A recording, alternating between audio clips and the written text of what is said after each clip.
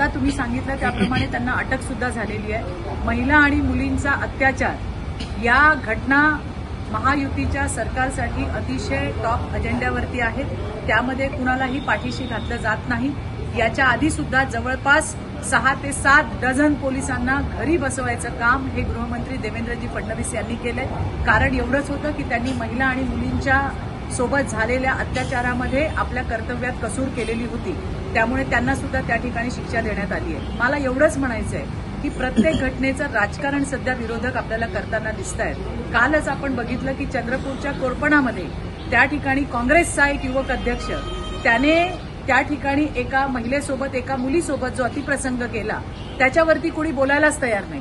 आमच्यासाठी तर सगळे विषय महत्त्वाचे आहेत, पण मला आश्चर्य वाटलं की राज्यातल्या मोठमोठ्या महिला नेत्या यांनी एकीने सुद्धा या प्रकरणावरती तोंड उघडलं नाही। एवढंच नाही तर राहुल गांधी विचार मंचचा सुद्धा तो अध्यक्ष होता आणि त्यामुळे यांची विचारधारा काय आहे, कशा पद्धतीने या सगळ्या घटनांमध्ये राजकारण करायचं काम बदलापूरच्या घटनेतही त्यांनी तसंच केलं आणि इतर घटनेमध्येही तसंच करतात। सोयीस्कर भूमिका घेणं ही मला वाटतं विरोधी पक्षांची भूमिका आहे, परंतु आमच्यासाठी या राज्यातल्या प्रत्येक महिलेवरती प्रत्येक महिलेची रक्षण करणं, तिची काळजी घेणं हे आमचं कर्तव्य आहे आणि आम्ही त्या पद्धतीने काम करतो।